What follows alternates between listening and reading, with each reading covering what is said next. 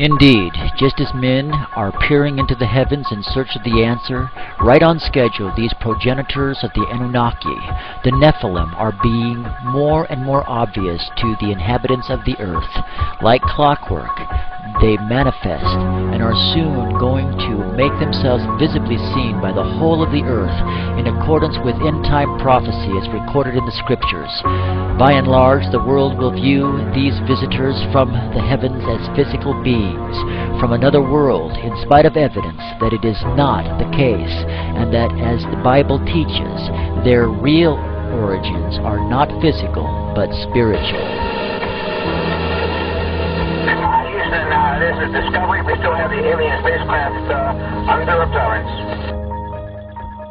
Seen and never expected to see footage like that, and least of all did I expect to see it on film or tape that had been exposed by the government. You see over and over again is you see UFOs materialize into the ultraviolet while you watch. You see them come from out of nowhere to the point where they are returning a response to the camera. You also see them dematerialize while you have them under observation. There's two of the central things that have gone on with UFOs since day one: materialization and dematerialization. The materialization and dematerialization of these supposed spacecraft are more akin to ghosts than they are beings that are physical. I don't see nothing down there. Can't be the motorcycles, honey. There's another sparkle. You see what I'm saying? What is that? Tree. No. You moved it, right? Right there. See it? Uh-huh. Look.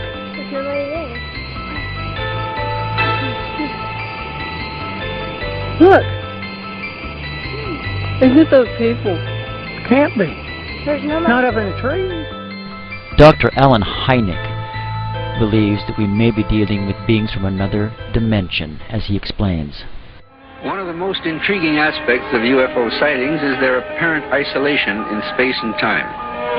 Sightings are usually made in one place at a time and last for short periods, sometimes appearing out of nowhere and vanishing into nowhere.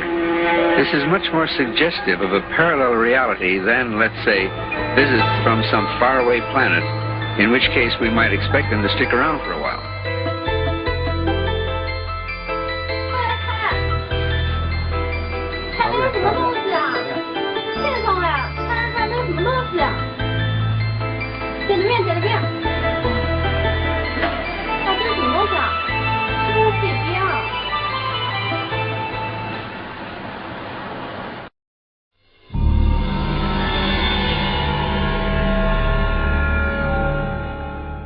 Now we've come to the conclusion that abduction, of their involvement with human beings, that this is the center of the entire UFO phenomenon, and that actually when people have UFO sightings, it's very possible that what they're seeing is something on its way to or from an abduction of somebody. They're not just flying around up there, they are interested very profoundly in human beings. Like they were bald, no hair, no eyebrows, no eyelashes, and no earlobes, no ear. You know, we could say very large eyes.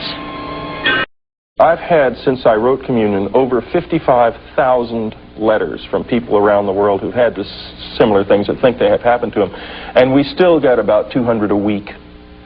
Remember, my mother was taken in a Jeep, and that I was there with a UFO.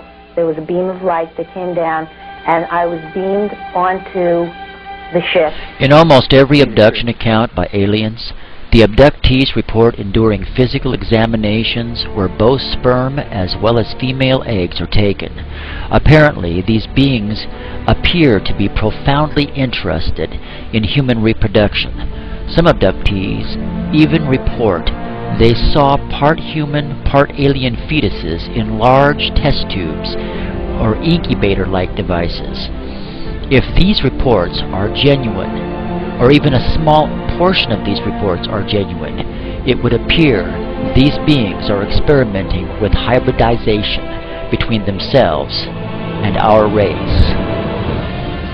taken, O was taken. I mean, there's a variety of experiments or examinations that take place during the course of an abduction. The scriptures warn our generation, these mighty men and men of old will, just as in the day of Noah, re-infiltrate the human race.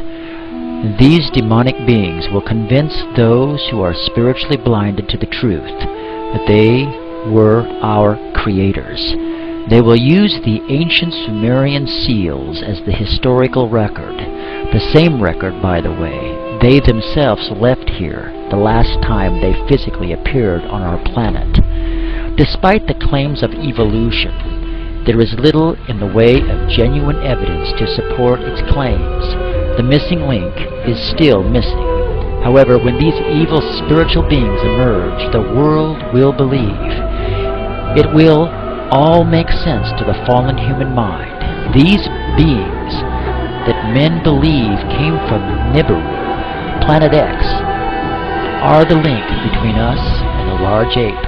Indeed, even though it is mere conjecture on the part of evolution, they will claim human chromosome 2 is remnant proof of past genetic manipulation, since it appears to be a fusion of two smaller large ape genes. Therefore, fallen unrepentant men will accept this coming lie and great worldwide deception. They will embrace these beings as our makers, believing them to be the missing link. After all, the account these evil beings left at Sumer state they combined their genetics with a creature already indigenous to the earth to form man. So it must be true. The problem of evolution is solved. They made us. And yet, these men will never stop to ask first, how did the indigenous creature they manipulated come into being to be here before they arrived? And again, they will also fail to consider the question, if they created us, then who created them? These beings are here now.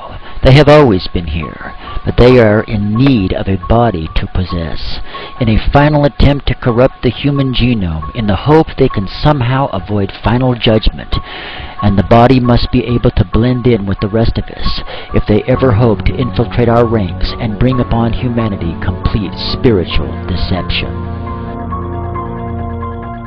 When they appear, they will present themselves as our friends, allies, and rescuers, here to save us from ourselves, to keep us from utterly destroying one another, and to act as warners, allies about another alien race on its way to conquer our planet.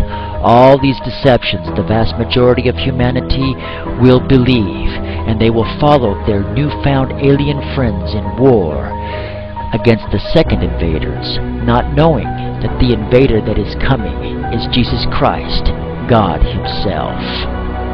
And it just may be that the presenting of these demonic beings from heaven may be what triggers the rapture and Jesus coming and getting His own.